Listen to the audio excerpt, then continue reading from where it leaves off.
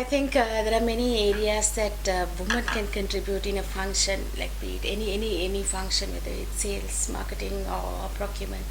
If we really categorize it, like we can really look at in terms of the leadership that they give, in terms of relationship that they make, decision making, and the talent that they bring into the table, especially in an organization like ours.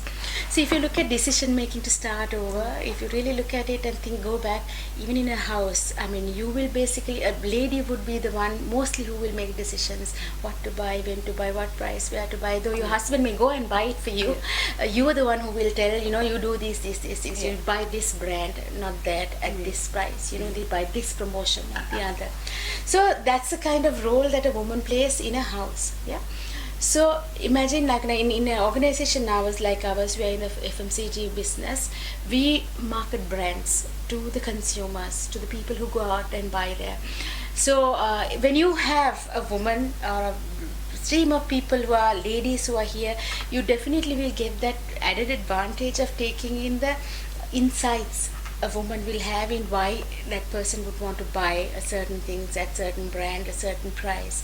So those are the inputs that you will freely get by having a woman inside the organization. So I think decision making, so it will help also for an organization make much more bigger, larger decisions, like in terms of taking price increase. Like we are very careful about what we spend, how we spend, and on what we will spend. So therefore, when you do price increases, when you do changes in formulation, a perfume, a smell, it's not the husband who will see whether the soap smells good. It's the wife always does. It's the wife who will think whether this is worth at that price. So therefore, I think it's very important that we have ladies in a system, so they bring in these questions, when they bring these inputs into the system, so that the company can get benefit out of it.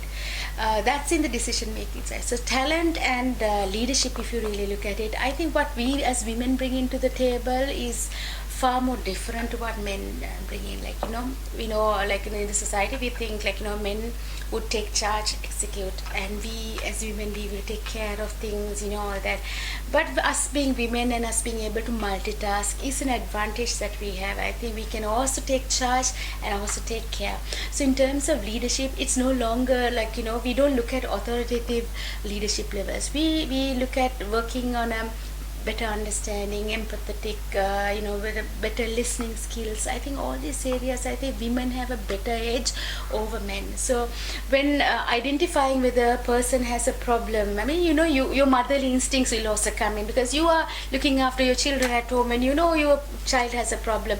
So if you have a team member who is going through a rough patch, you will know better and you will spot it much faster than a man would do that. So you can help them out, guide them, coach them and all that. So I think in terms of leadership styles, also in terms of talent that we bring, we add a big benefit to a company. Lastly, in terms of relationships, if you really look at it, I think we are very good as women. We are very good at making relationship, and not only making relationship but taking them to greater heights and lasting levels. It's not like just a transactional relationship, but then how well we can get together and do things even better, so that it'll benefit you, it'll benefit me, and it'll benefit the entire organization.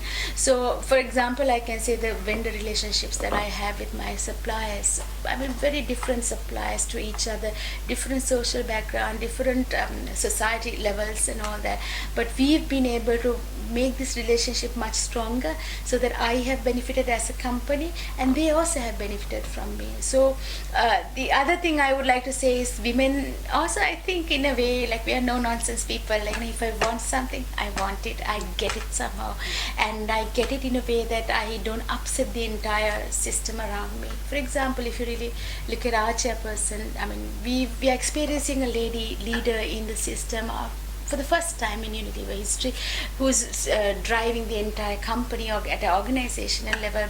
There are a lot of men, a lot of gentlemen who had actually done wonders for this company before her, but she is now adding in a whole lot new dimension to the company, and how she's driving the business, how she's pushing to get the best out of team with that motherly touch, with that consumer centricity in her mind. I think it's amazing, and that such gives inspiration for people within the organization also to see, like, okay, if she can be that, I am equally or better, so I can be that too. So I think, therefore, you inspire people to. Women also have that. If you live by what you preach, and if you actually do things right the way it should be, you will also inspire a lot of people. You will become a role model. So all these aspects put together, I think any organization will benefit hugely by having women, and I think people must realize this.